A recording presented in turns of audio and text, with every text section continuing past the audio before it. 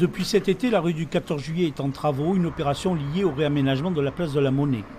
Le chantier est prévu sur 2 ans et pour l'heure, la sortie de ville se fait à sens unique. Les commerçants du quartier voient leur chiffre d'affaires avec la clientèle de passage s'effondrer jusqu'à 40%. Rappelons qu'ils passaient plus de 8000 véhicules par jour avant, des petits commerces fragilisés. J'aurais aimé un meilleur accompagnement par la municipalité et pas annoncer dans la presse partout qu'on aide les commerçants, alors qu'en fait l'aide elle est reportée à 2023 voire 2024 si elle est effective. Le bar tabac du quartier est lui aussi touché, il est sans terrasse et depuis l'ouverture du chantier, il a perdu sa clientèle du matin. Une situation devenue difficile pour tous les commerçants de la rue.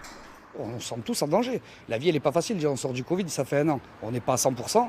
Et en plus, maintenant, ils nous rajoutent ça. Ils nous font batailler pour indemniser, ce qui n'est pas normal. Ils savent bien que Jack, c'est pas facile. Donc, pour moi, ils s'en foutent. Depuis le début de l'opération, la mairie de Pau a voté une enveloppe financière jusqu'à 20 000 € par dossier. C'est un magistrat qui contrôle l'attribution des aides d'indemnisation aux entreprises. Une procédure longue et pas toujours bien acceptée par les commerçants. L'indemnisation ne va pas tout régler. On est dans un problème, je dis bien, socio-économique du moment et qui peut être accentué par le chantier. Donc à nous, je dis bien, d'être suffisamment réactifs et très réactifs, je dis bien, pour lever, je dis bien, ces indemnités et verser ces indemnités. Pour soulager les commerces et les habitants, la ville a par ailleurs décidé de rouvrir à double sens la rue du 14 juillet pour les fêtes de Noël. Ce matin, les élus de la ville et les services organisaient un café chantier pour répondre aux questions.